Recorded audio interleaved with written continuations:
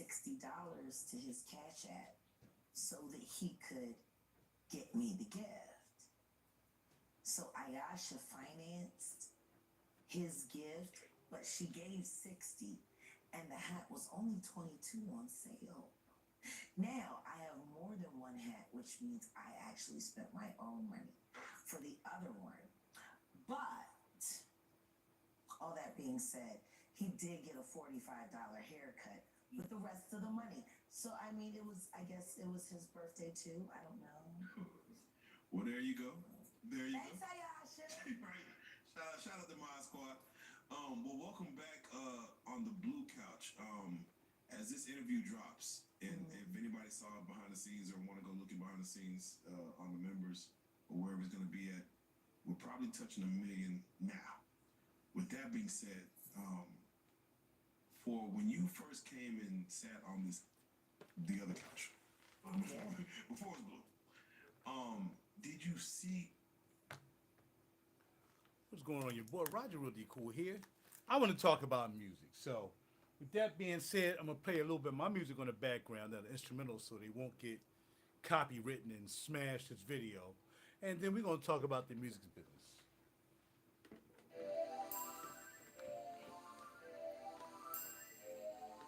Again, my name is RaJuR Cool. I'm in the town of Pennsylvania. That's right, the town of Pennsylvania. And I'm here because, man, it's just crazy out here with what people talking about the music industry, especially JWright. So let me do this.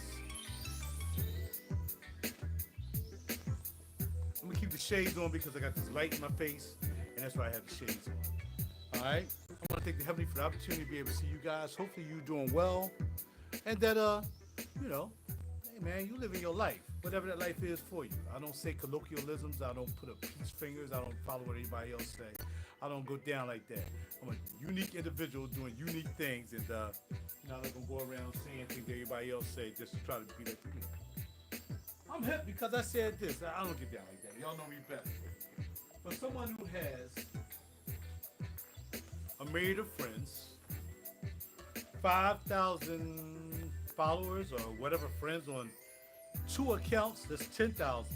Some of them may be the same. 2,000 friends, or whatever, and 3,000 subscribers on YouTube, which definitely should be more.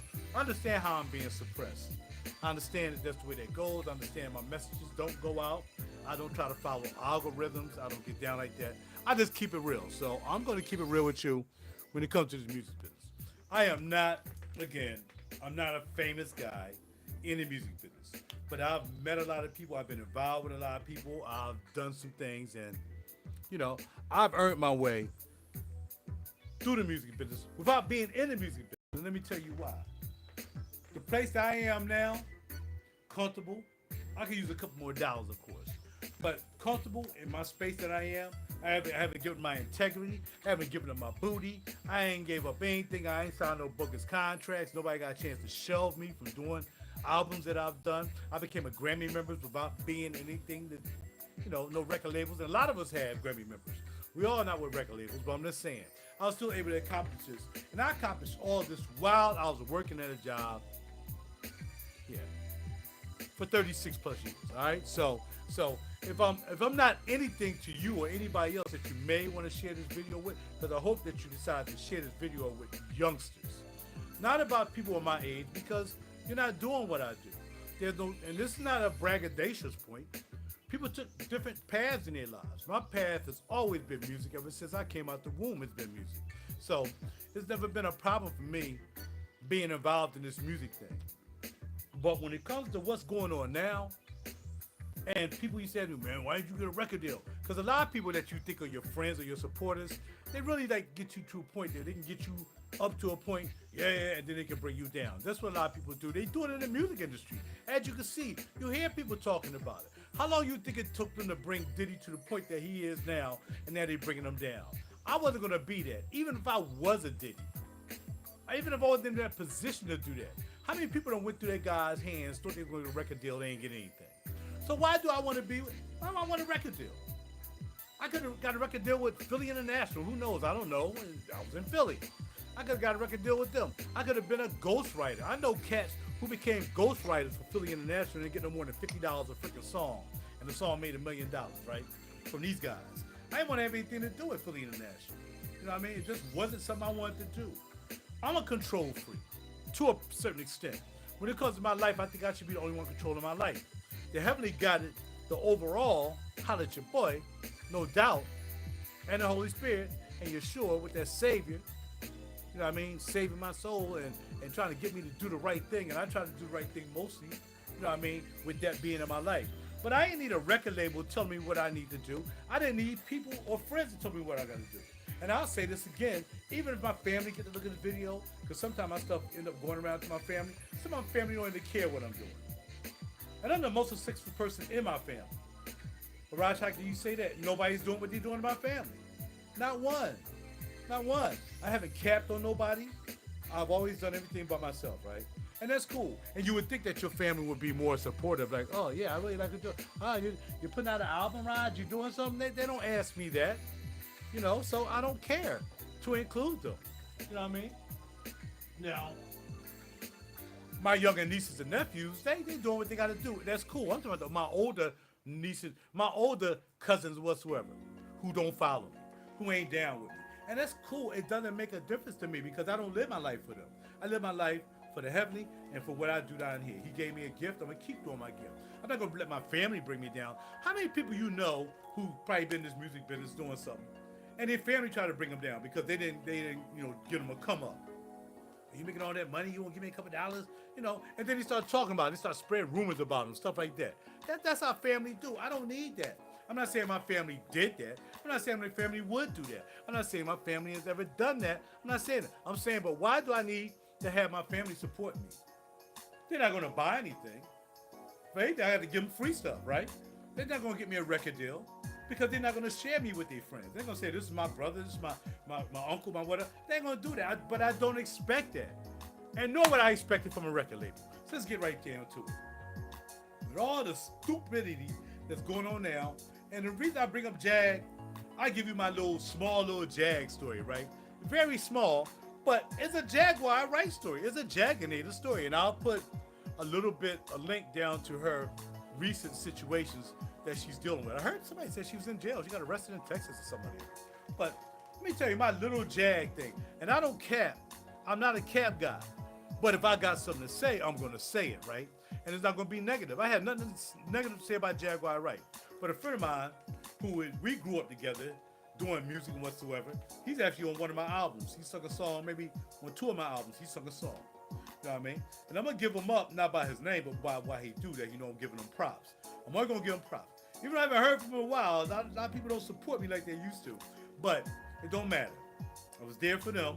As long as I'm there for them, I'm not chasing anybody to be there for me. No matter what I knew you from back in the day or whatever, I'm not going to do that. But my man was like, yo, man, I know Jag, and, you know, man, we might be able to write a song for her, you know, and blah, blah, blah, blah, blah. So it was way back in the day. After my Jag was probably maybe a teenager.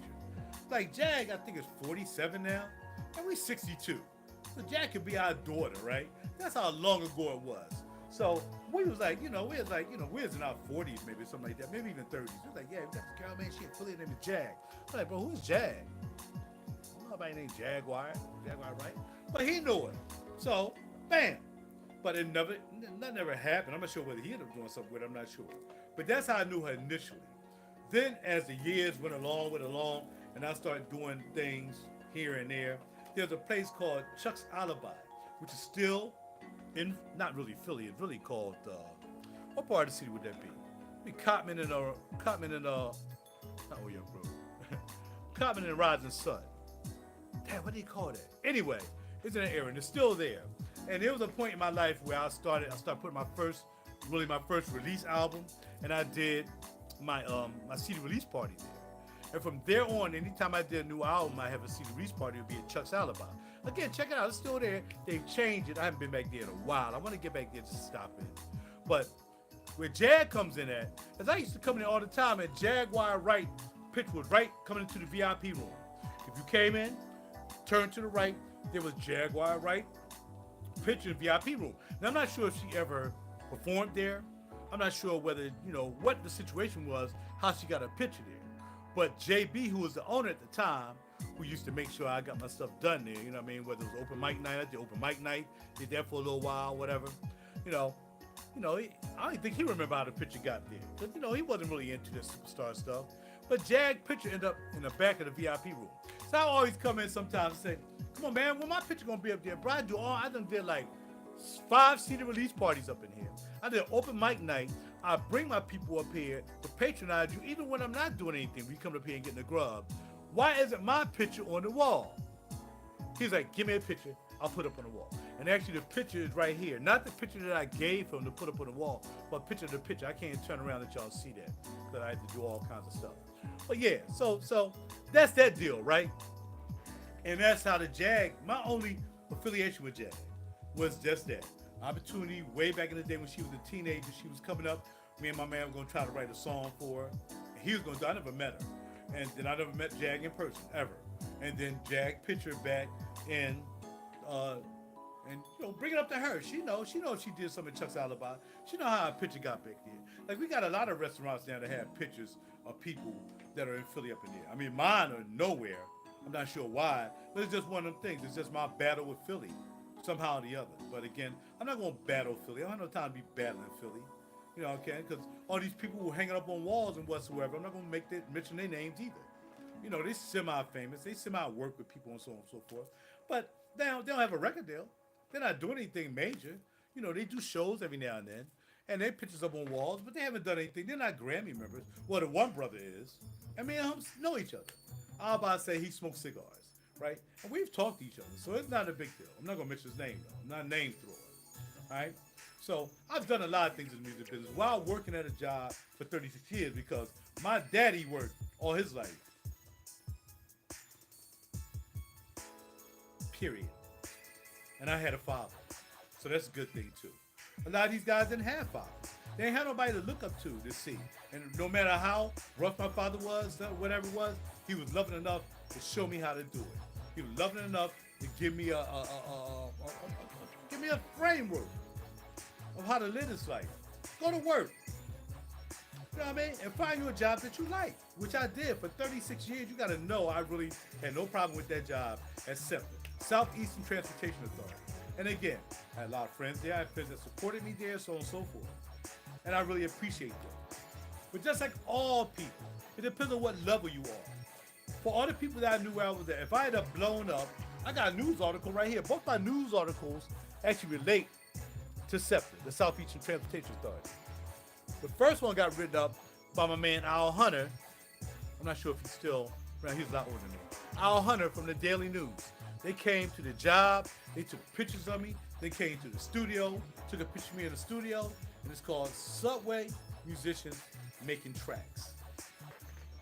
News article right here on the wall. That same year, I get to do an article from Kimberly Roberts. I think she's still at the Inquirer. And Arts and Entertainment section. And it says here, getting there is half the fun when RaJuR drives. So listen to me.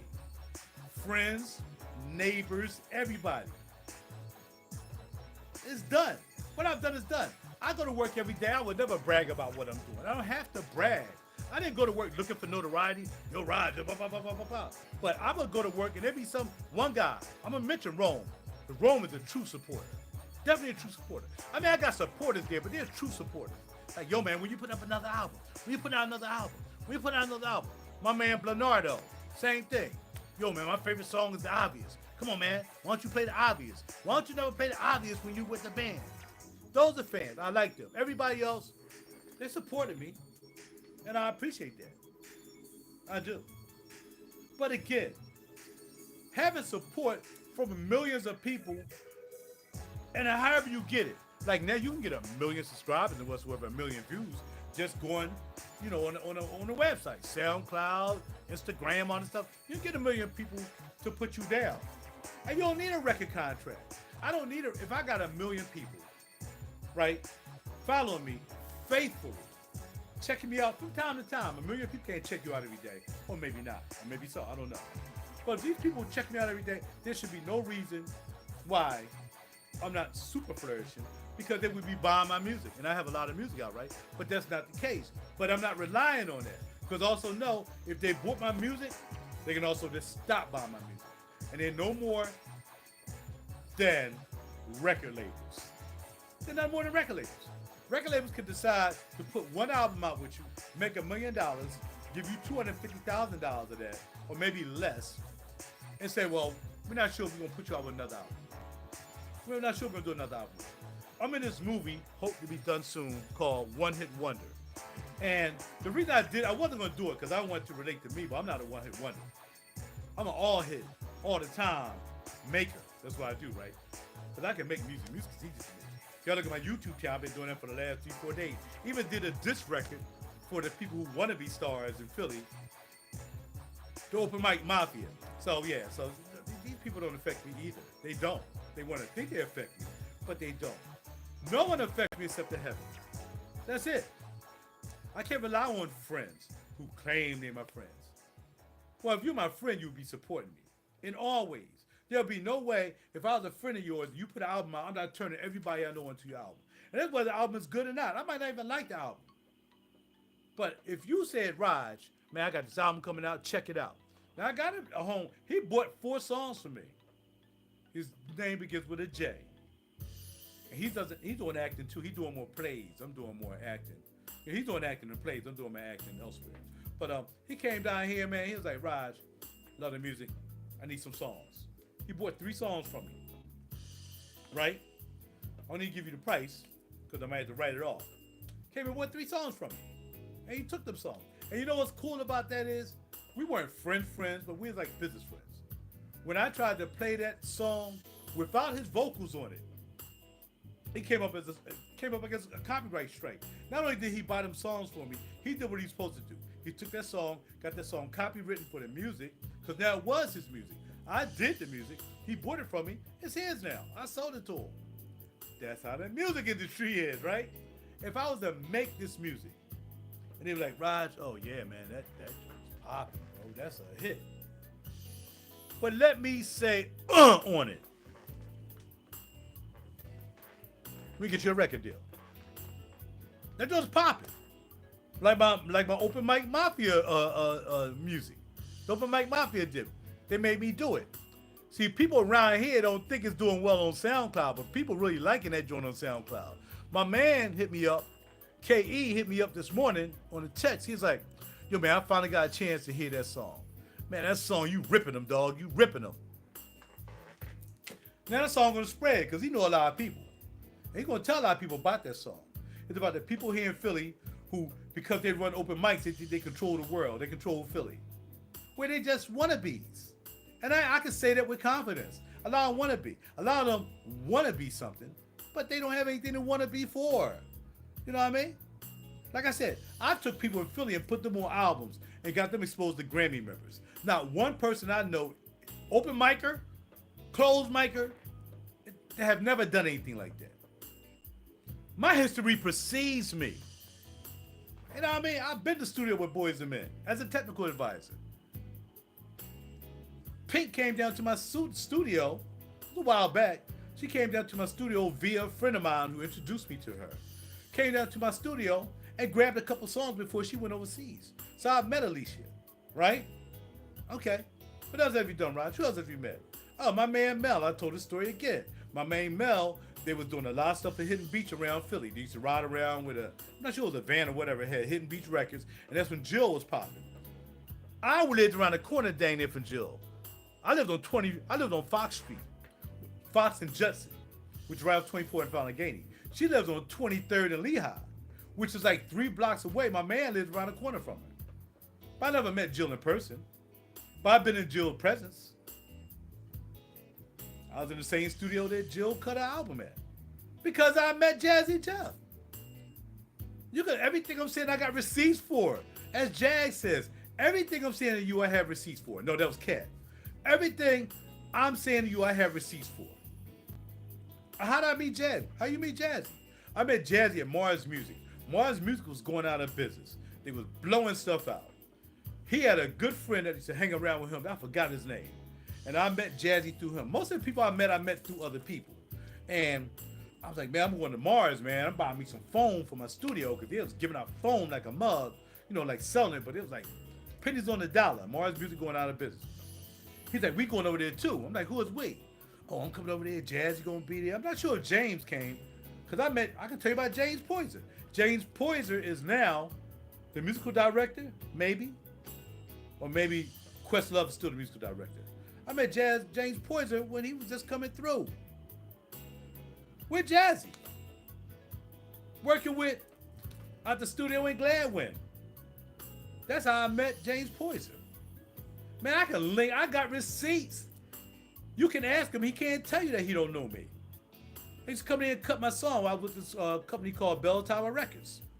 I decided to use them because I knew about their studio. And Bell Tower was like, well, wherever you got to cut out stuff, man, cut it. I said, look, they charging $35 an hour. It's Jazzy Jeff Studio. I found out about the studio because when I went to Boys and Men for the consulting thing for Hey Lover, which is where I met LL Cool J, it's in the book. I got receipts to prove it. See, people don't know everything I've done. And the one person that was here is gone. And I'll put this video up and I'll share it with everybody, and they still won't do that because I am who I am. People who don't do what I do in Philly, whether they're co-workers, former co-workers, friends, whatsoever, they don't want to acknowledge me because they feel as though I'm trying to be above them. But I'm just here with a story to tell. All these people that I know as friends, I never walked around saying, yo, look at me, I'm RaJuR, blah, blah, blah. I ain't got, why do I have to do that? My history precedes me. I've been around people they'll never be with around in their life. But they have their own life to live. Maybe they don't want to be around them people. But I get you, if I told you if I brought boys to run around to them, they'd be sucking kneecaps. If I brought Jill or Jazzy around them, or Pink or somebody, all these people I met, you gonna tell me they're going, oh, well, don't bring them with you. Even I told them, I mean, it's not even possible for me to bring them people to a place that I'm going to a friend's house and I might be singing a song. I'm gonna bring boys and men with me. That'll never happen. But what if I did? Right? So, this is not just about my life, but how the music industry works. Jag is here telling about it. The whole industry. I ain't a gay guy. I don't believe in a gay agenda. I don't do gay. I don't do gay, so I don't need a record deal to be gay. I don't need to be doing the Christopher Williams on P. Diddy in the office, sucking them off and all kinds of crazy stuff. I don't need to be doing that. That's why I don't have a record deal.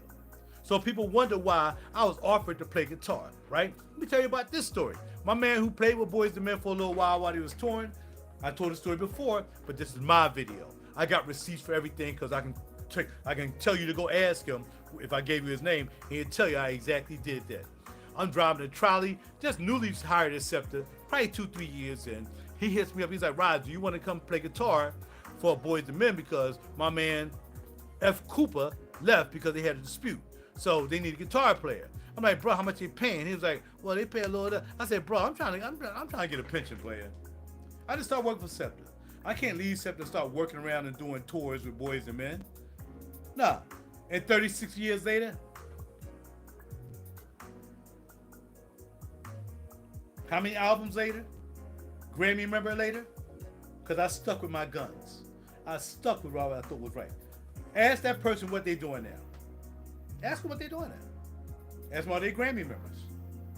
They played with plenty of people. Everybody played with people. But I'm not down to play with people. People want to be playing for me. See, my whole thing was, I'm not a Quincy dude either. I forgot he a little getting to that stuff, right? But I always said that. I thought I really dug Quincy back in the day. Because I'm like, he write the music and they will play it. And that's why I said, I'm not playing anybody else's music. I might play it just sitting in on somebody. I might play somebody's music sitting on over mic night playing guitar, whatever. But I'm not playing anybody else's music. People are going to play my music. Before I leave this planet, I'm going to have a band. And then we play my music. And I'm going to be doing Burke's Jazz Fest and all this stuff. And I'm also acting. I'm doing everything I want to do. Ask the people that you know, that I know, that people know who might see this video. Ask them about what they do. That's why I always say, this is not a competition. This is something I chose to do with my life. I chose to live my life through me. I ain't chose to live my life through a wife, through a husband, through my kids. Well, I don't have any children. I chose to live this life for me. This is my life. The one life I get right now, I'm living this for me. And that's what I decided to do. I decided not to cap off on people. I don't need to cap on this so I can get some recognition. I don't need to cap on that. And I don't need nobody capping on me to get recognition. But there's a lot of people here in Philly I know they talking behind my back. I know that. And it don't bother me though, because the fact is, they talking. And they're not talking anything detrimental about me. They can't say anything detrimental about me. Because when I support these people wholeheartedly and go to the open mic nights and used to buy them drinks and make sure I put something in a tip jar or make sure I bought some drinks from the bar for myself and other people while I'm supporting them, ask them how many of my albums have they bought from me. Ask any of these open micers, the open mic mafia, how many albums have they bought of mine? How many albums have they listened to of mine? 0. But yet here I'm paying money, paying the bar, not them, but they get paid for the bar because they get paid to be there. I'm supporting these people. See, Philly has always been like that. Philly has always been cutthroat. That's why Jag left Philly. And tell me a major artist besides these guys in South Philly, the Philly International cats who stay here because they stay here for real estate and whatever. But tell me, name me somebody who's been famous in Philly who's still here. Jag ain't here. Boys the Men is in ATL. Who else? I don't know how many. Where Jill at? I don't know. Jill probably in Cali somewhere. And Jag dogged Jill out. If I ain't known all this stuff that Jag tell me about Jill, I wouldn't even be singing her song. In fact, I'm not even gonna be singing Long Walk anymore. Because I ain't know it worked like that. But now I know it worked like that. And I don't have to forgive her for anything. I'm saying I don't need to follow anybody who's doing something I don't necessarily like. And Jag's telling the truth. Jag knows Jill. Right? I got to almost meet Jill one time in person. She's at this spot called A's Place back in the day. And I was there, I was leaving. I had a friend of mine. And of course, this goes to show you. A friend of mine, and she know I'm in the music business, right? A friend of mine, we see Jill with maybe a husband or somebody walking and going to A's Place, right? So I'm like, yo, Jill walking in, come on, let's go in. Now, the first thing I would have said as a true friend, again, she claims she's my friend, but she's not a supporter really. But I hang out with her. I still hang out with people who I know don't support me because it doesn't mean that it ain't tripping to me. You know what I mean? Because you never know you'll need somebody or they might need you. So I don't get down like that. But anyway, my friend said, nah, I got to go. I got to get home because I was driving. I was like, I wish I wasn't driving. I could have met Jill. Right? So what's my Jill story? Well, back to Melanin, which I done left and came all the way back because I got so many things to say, right? So, my man Mel and his boy was promoting Hidden Beach at the time because Jill was popping off and they had some other artists. They had Brenda Russell, but Brenda Russell was on jazz. I'm not sure if they had anybody else. I'm not sure. I think they had Kendrick. Of course, I know people who play with Kendrick. The guy who plays, my friend, my brother from another mother who plays bass with me all the time. He comes to play bass for me or play bass with me when I'm doing a show. He played with Kendrick a lot. Got receipts to prove it, right? And Kendrick, my man, I don't know his name, but he used to work for Scepter. He quit Scepter, and now he ended up having Kendrick. Well, I wasn't quitting Scepter. Not me. I like my pension. Unfortunately, that brother ain't gonna get a pension from Scepter. Maybe he'll get a pension from Hidden Beach. Maybe he'll get a pension from someplace else. Maybe they sold enough records he don't need a pension. But he has a wife. So, wife might be making money. Oh, she might not have been working either because she was in the group. Okay, so, bam. So anyway, back to Hidden Beach. So one day my man was down in the basement in my studio, and he was down there because I was working with his artist, producing some music and recording some music.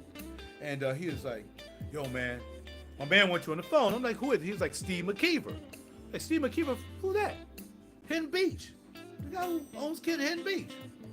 What do you want from me? He's like, he heard your music in the background, man. He wanted to talk to you. Never met Steve McKeever in my life.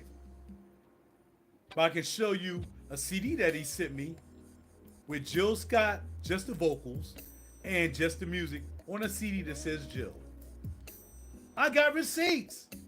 And then I got he sent me an email at the time, I think.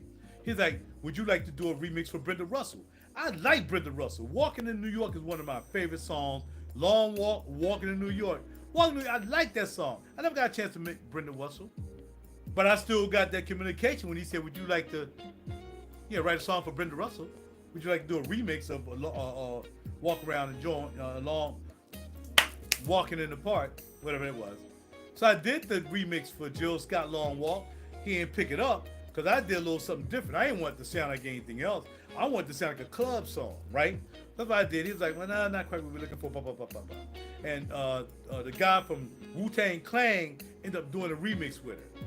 Honestly, I'm telling you, about 3-4 years later, I hear my remix in the club downtown. I'm telling you, I heard it.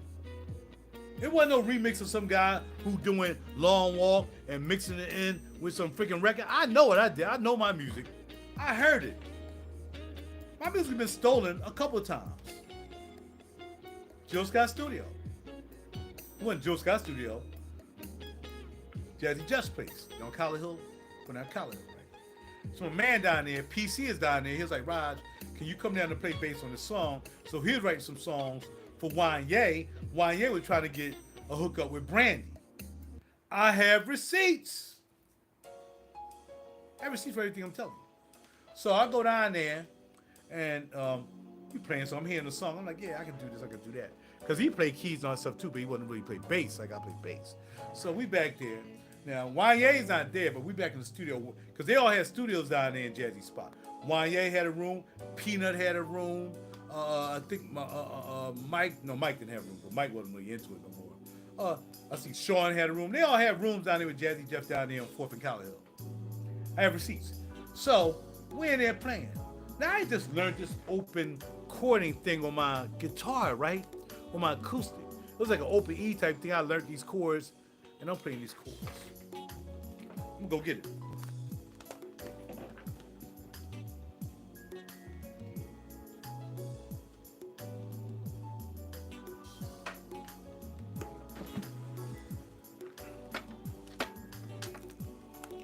This is not the guitar, but it was an acoustic guitar down there too. Kind of messed up my man Wanye, took my man bass to Atlanta and never gave it back. Anyway, that's how people are in the business.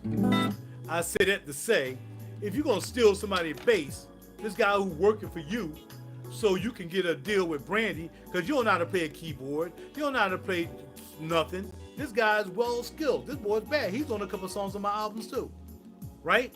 I have receipts because I got the album with him on it, right? So we down there, and I just get there and I start playing this. I'm gonna pause the music just for a second. While I'm muted, just for a second. By the way, those instrumentals from my album, real cool album. So I was just playing something like this.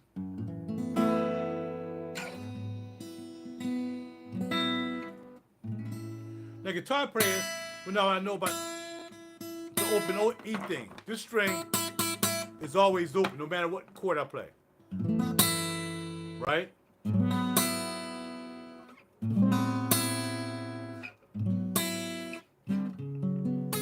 It's the only time that E is not open, but I could do it with that too. But it wouldn't sound right. So I was down there and I was just playing. I was just playing, right?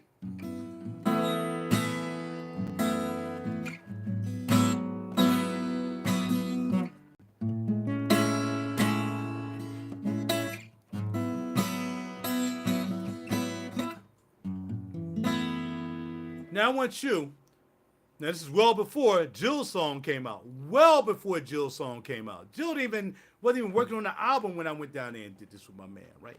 I got the receipts. I'm gonna play it again with a little variation because when they stole it, they added something to take it away from me. Here we go. And then I'm gonna sing along with it. I don't know the whole song. You probably know what it is already.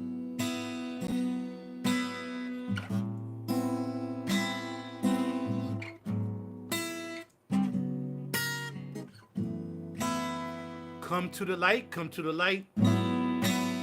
Everything. Come to the light, come to the light.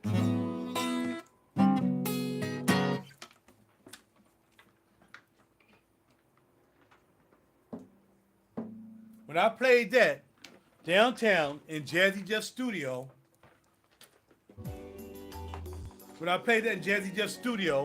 in YA's room with my man PC, trying to get some music together for Brandy, I had the receipts, right?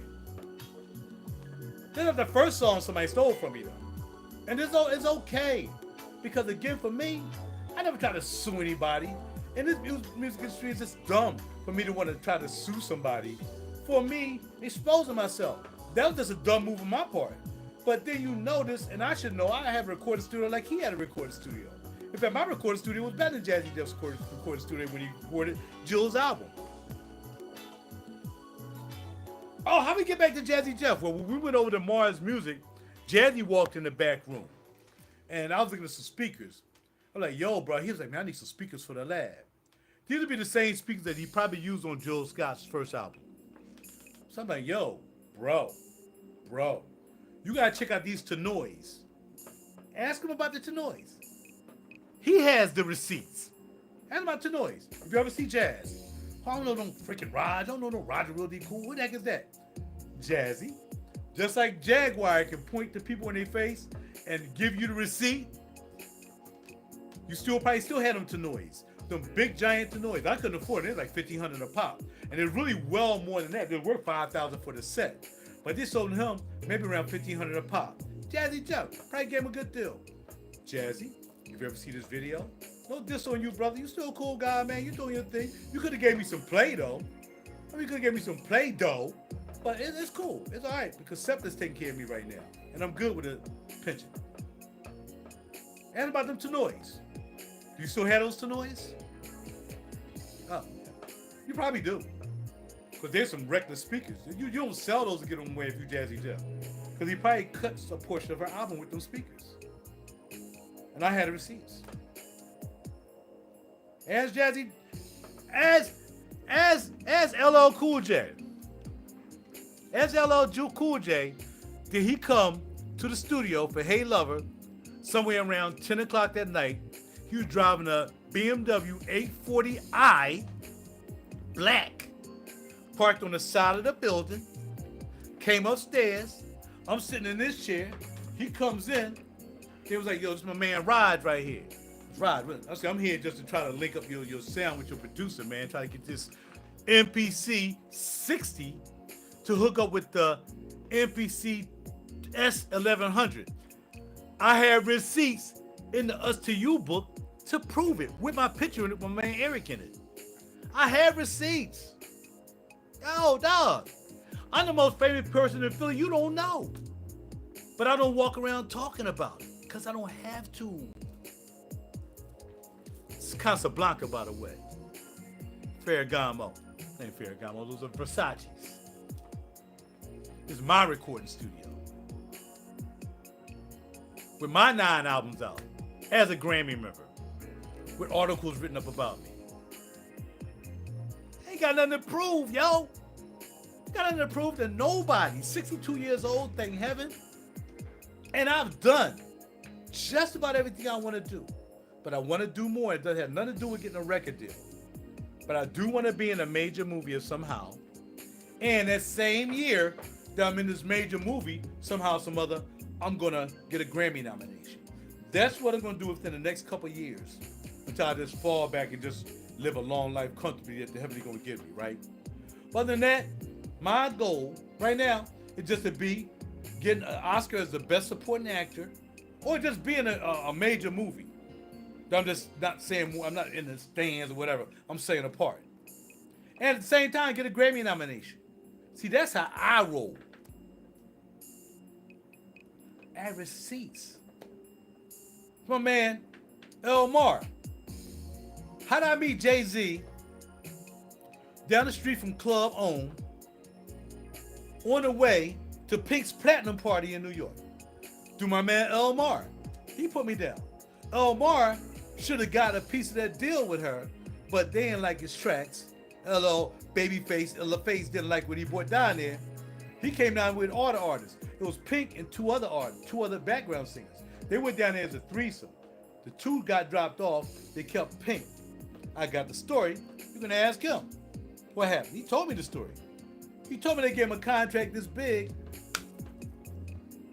He had to pay his way down there. He had to stay down there if he wanted anything to be involved with Pink in the track. And that was just a gag. That big? That mean piece of paper? This is one piece of paper. Am I going to get paid or not for writing a song for Pink? Now she signed to LaFace. Bruh, you see how fast Pink left LaFace? How many albums did Pink do with Babyface and freaking LaFace face? How many albums did she do? No more than 2. I think she did that one album. She was outie. Outie! That's their music business. Raj, why ain't you never want to get in the music business? Why? So I can have all y'all bring me up?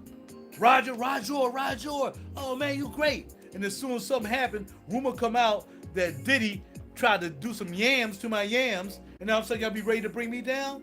Nah, man, I ain't riding that game, dog. I'm too big for that. I'm too big for myself for that. I am too big for my integrity. But not just me, for my mother and father that I grew up with both. Thank heaven I had a mother and father that showed me integrity. Oh, I've done some dumb stuff in my life. I tell you, so I could have went to Central High School. And I did go to Central High School. So I got tired of Central High School because there wasn't no honeys in there. I ain't probably waiting for Girls High.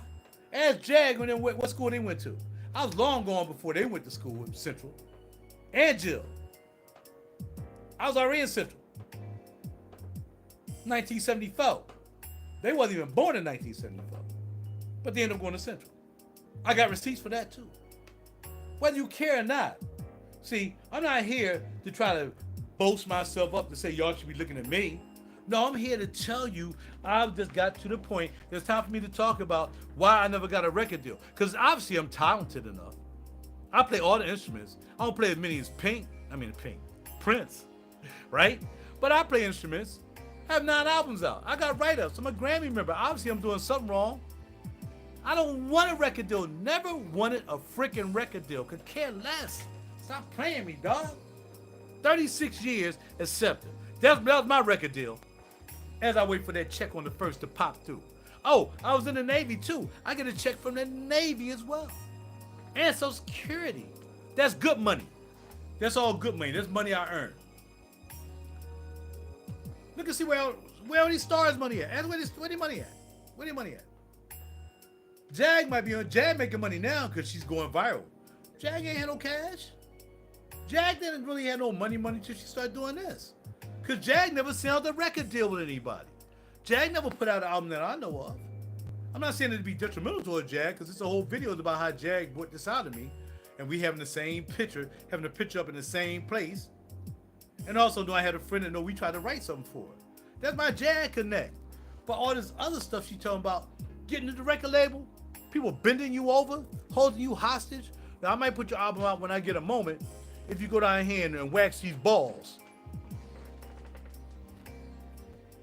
So if I don't give you anything but integrity with this video, because I don't need you to worship me. You haven't worshiped me this long.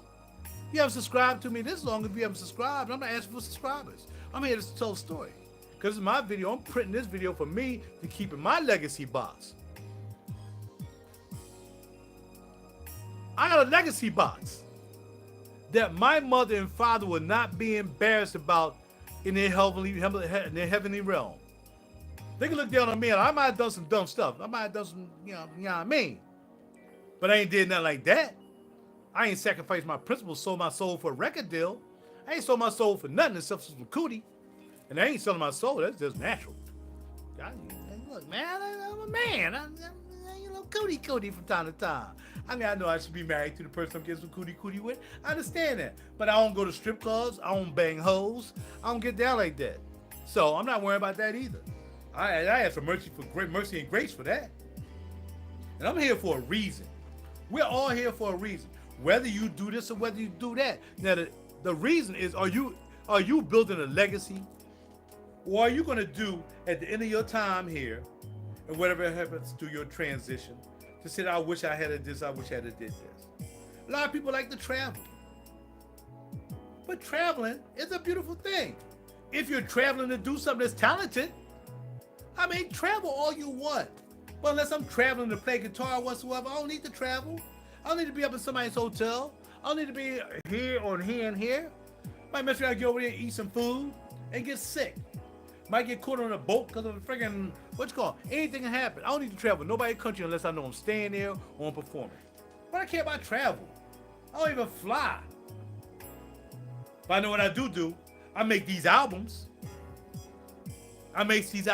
Well, they ain't no million-seller albums because they're not supposed to be million-selling albums because I'm not with a record label. Is that a dumb moment for most of you? who claim that you my friends, who claim you support me, when all you want to really check me out is when something go bad. Perfect example. I showed a picture of somebody putting a plastic gun in front of my door. I didn't get a lot of responses because I know a lot of people don't like me like that. For they don't even know why. People don't even know why they don't like me. They don't know why they don't like me, right? They just don't like me because they just don't want to like me. That is cool.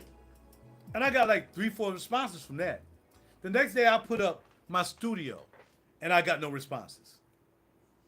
So a plastic gun outside my door, I post that, I get 5-6 responses. I show people my studio, what I'm doing back here, making these tracks, getting it in, Grammy member, actor, model, 0. So this has always been going on. Family, friends don't matter. It doesn't stop me. See, these people want to bring you down. They don't want you to be up here. And a record label don't want you to be up here either. People are nothing but a freaking moving record label. Look, like I said, you can sell 1 million albums through year, and the next year you won't sell zip. And they be talking about you like a dog. Why? What happened? Why'd you got another album out? What'd you do? Play with Diddy's booty? Or didn't play with Diddy's booty, so you didn't get an album? Or you didn't mess around with Clive, you know what I mean? Whatever. You wasn't in the industry, you didn't sell yourself out, you didn't sell your soul, you didn't sign a contract. We don't want to be with nobody unless they sell a contract. So people are no better than music labels. So what do I care? I am happy right here in my own studio making albums, making diss tracks, and can't nobody take that away from me. A record label can't take it from me. My so-called supporters and friends can't take it away from me. My family can't take it away from me because it's legacy. And the one thing I'm going to do with my life is leave a legacy that my mother and father can be proud of. Whatever realm they in, they can be proud. They can look down and say, that name still lives on. With integrity. With integrity. Not capping off somebody else. Not cap. Integrity. Stuff I've done myself.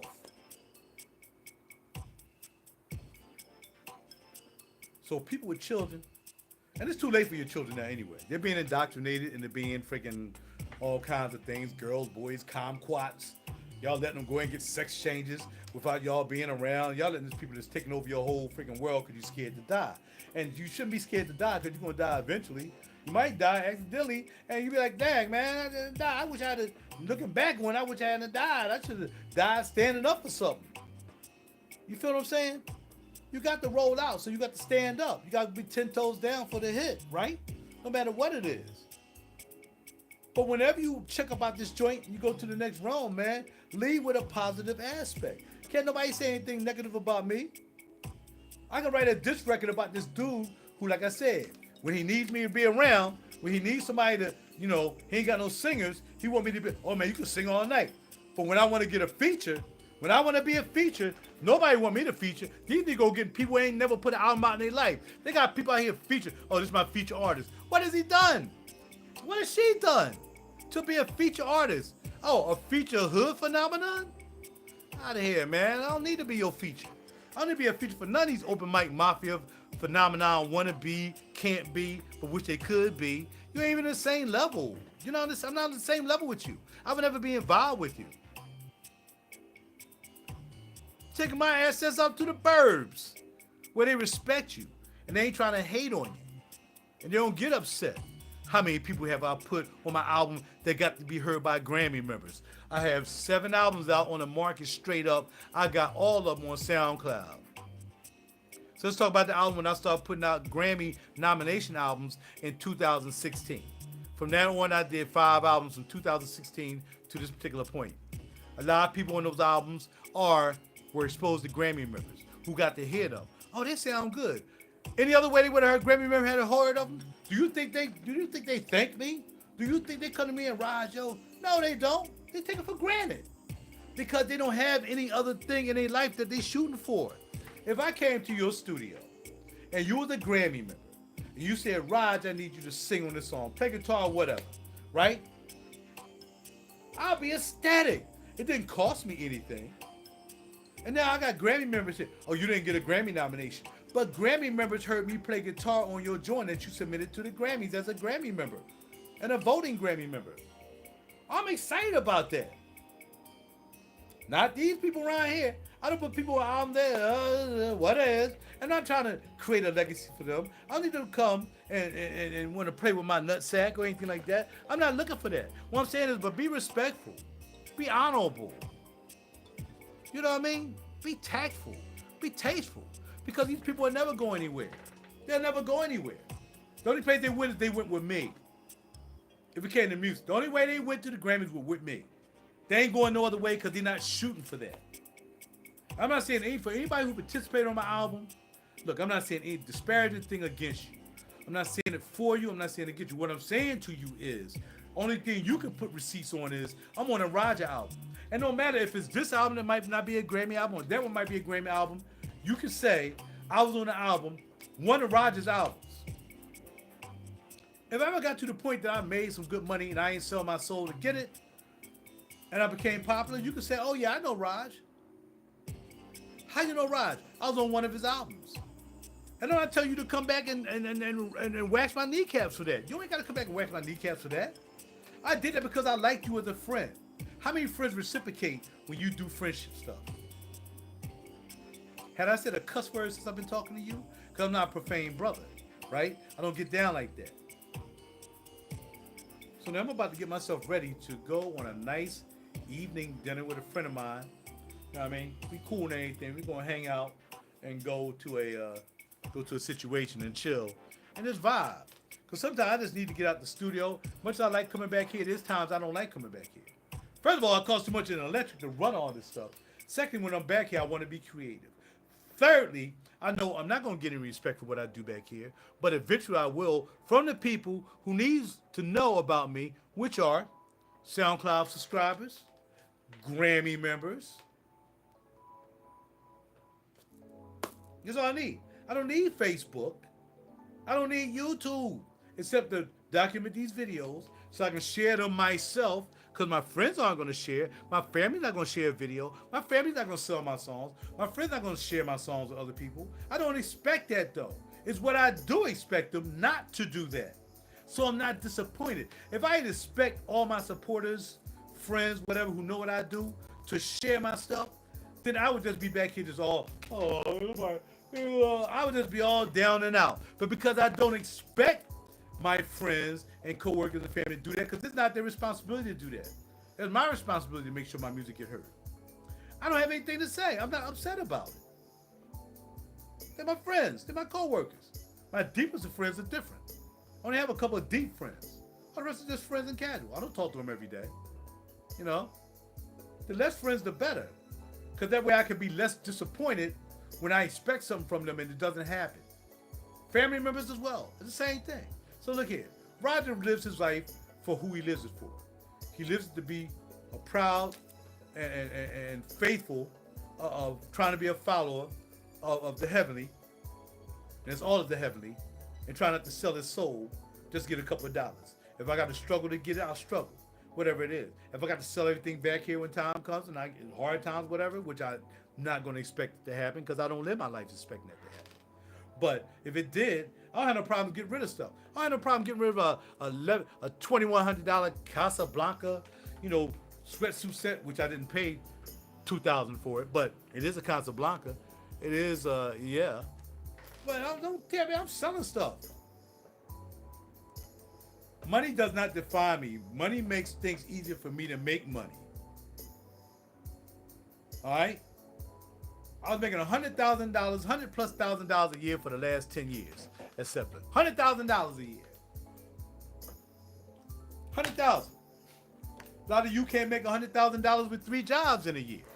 But I did that. Took my behind to work every goddamn day, every day of the goddamn week to get my paper, because that's what my daddy would have done. And my mama would have done that too. Because I'm leaving a legacy. There's nothing y'all going to be able to say about me. 10 years from now, 20 years from now, I'm still around, I'm still out there on the stage, acting, whatever, hanging out with Morgan Freeman, getting these freaking acting deals. Well, he'll probably be gone by then, he'll be 100, but then again, he still might be around. No matter. All you got to know is just say, yeah, I know that, brother. But don't add anything else, because you're not a true friend, you're not a true family member, you're not a true supporter, you're not a true person that was down with me from the get-go. All you got to do is say, I know Raj. Don't add nothing else in there, because you want to have anything else to add. You have nothing else to add. So as Jag sits here and talks about what's going on in the industry, I can tell you this. I never wanted to have a record deal. Never needed a record deal. Because I was making $100,000 a year. Ask all these people with record deals how much they're making now. Ask them if they're getting a pension. Ask these guys who try to get me to do things they doing. Ask them if they got a pension. Ask them if they got Navy money coming in from serving their country. Huh? Huh? Pension, Social Security, and the Navy? Sometimes it ain't enough because I like nice stuff. But I got it because I earned all that. So ask these people in the music industry. He was talking about the Game the other day. The Game never got a record deal. All the Game got to do is spit on records.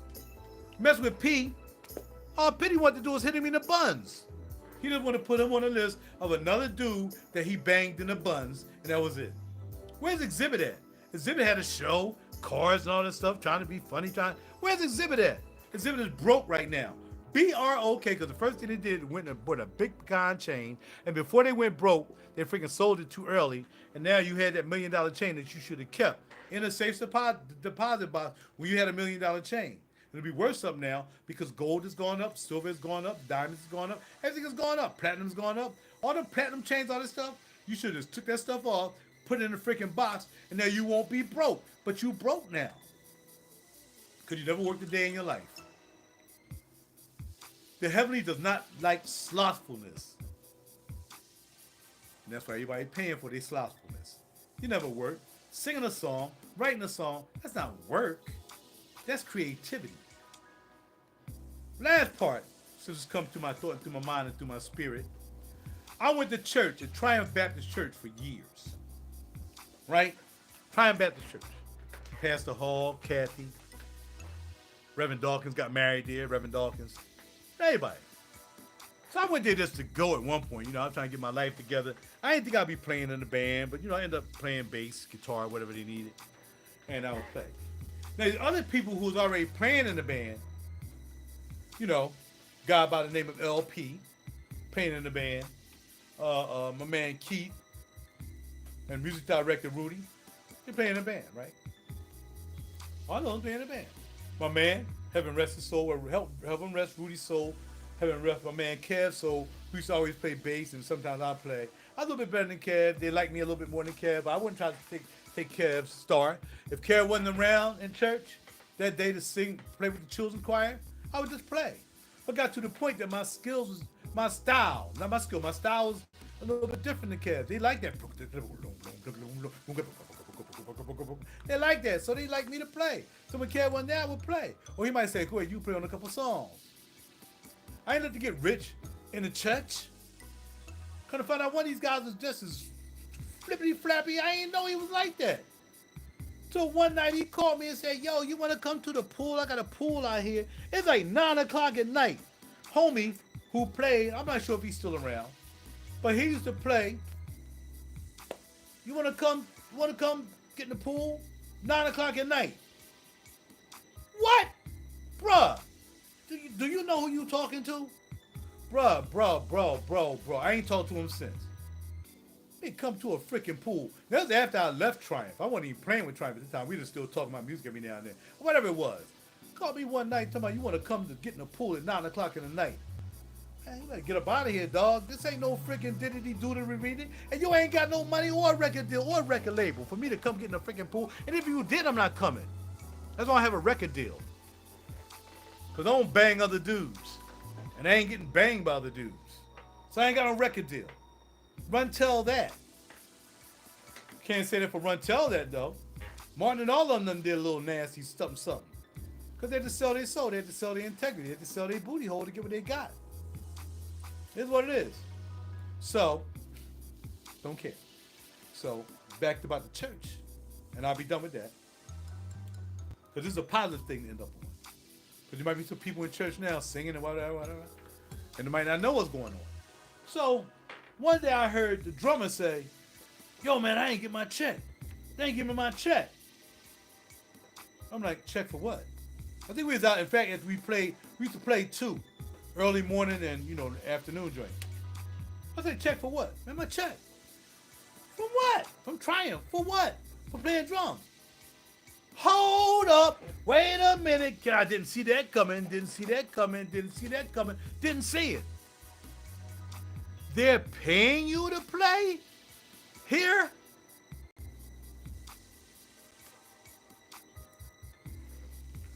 Had not a idea. They never offered me any money to play. And I never asked for it because I thought I didn't tithe. I still don't tithe. I don't participate in the institution of church. But I didn't tithe. But I figured my talent was my tithe. I didn't ask for no money. These cats not only probably just took the money, probably didn't even tithe. I'm not sure. But I figured since I was doing something for the church, now boom, boom, boom, boom, boom, boom, boom. And then the old head choir, come on, man, can you play with us this Saturday? Can you play with us this Saturday? I mean, Sunday or whatever. Can you play during revival? Man, we having revival. You want to play? You want to play? Yeah, pray too. You want to play? All right, I'll play. And then they give me money. Gave me $100. I'm like, you paying me to play at a revival? Okay, I'll take it, I guess. Just put it in the offer jar. But it was $100. It wasn't like they gave me $10. They gave me 10. I'm like, I just throw that in the offer jar. They gave me $1. So I took the whole king caboodle. But that was for a revival, and y'all church goers, y'all know how that goes. Revival, you get loot. Y'all giving it up. Y'all giving it up to Pastor Flippity Flap and money, bucks, and high butt in the air. Y'all giving that money up. Pastor white boy who don't want to talk about heaven and hell, who want to be a motivational speaker. Yeah, all them corrupt. Eddie Long, yeah, y'all giving that money up to y'all heroes. So anyway, long story, real long, but now it's short. Never expected no money. If I never took money from a church, why do I expect money from any place else? That's my story. So shout out to Jag. Jag, check me out. Yo, I'm in Philly. Hope you ain't in that situation they say you in. But you know what I'm saying? I don't have a lot to talk about. You went through all that. You had to go through all that, sis. I mean, real for real, you ain't have to go through all that. That was a choice you made. The choice that you made is what you spilled the beans. At least you spilled the beans on yourself. You're not just talking about other people who got caught up in that mess. From Jill to Erykah Badu. Wow. I played with Erykah Badu. Did I mention Erykah Badu? I got the receipts for it. Erykah Badu comes with James Poyser. Again, James Poyser is the guy who now plays with Jimmy Kimmel. Who I knew James Poyser before he was even thought about being with Jimmy Kimmel and all that stuff. And he was with his man, Victor Plaxis. And we used to cut our songs down in Gladwin, down in the studio with Chauncey Childs. Chauncey Childs was managing the studio. I got receipts for it. I met many a people and took my black ass to work. I have nothing to be ashamed about. I've never sold out, never had to. Living a really nice life right now, chilling. I got people envious of me because I'm living this life. And keep on being envy. Because maybe they'll make you want to get up off your behind and do something. Whether it's creative or not, do something. Instead of sitting around here capping on people. Or running open mics. Getting $75. Trying to pay your bills. It's a shame. People got all this glam and glory about music. Music can be a detriment to you or it can be a help to you. If you use it correctly. And again, a lot of people out here, especially in Philly, the freaking open mic dude, the dude who got a very famous brother, he ain't been doing nothing lately either. Not the brother who got the famous brother, but the famous brother. I ain't heard of him doing nothing in a minute. They was in the music business. Ask them what they doing now. They gave their life up for music. Ask them how they living now. Do they have a pension? Do they have retirement? Do they have some money for Social Security? I'm not sure. Ask them. Y'all know my story. My story is my story. My story is not to be braggadocious, but to say I never need a record deal. Jag tell you why you never need a record deal. Cat Williams tell you why you need a record deal. You don't need to be signed to nobody. I'm gonna get what I get through me, with the heavenly making them opportunities opening to me. Whether I'm auditioning for a part like I did yesterday or whatever, that comes from above. Those opportunities come from above. I ain't signed for that. I ain't sell out for that. I ain't giving no booty from that, and I ain't bend nobody over to get it. Jag, keep doing your thing. Cat, all y'all who are anti-establishment, keep doing your thing, man. Do what you do. Don't rely on fans. Don't rely on your fans. I know you don't rely on fans. Like I would never rely on fans and friends and supporters. Because just like Bill Cosby, they worship you going up. But as soon as you come down, they be talking about you like a dog.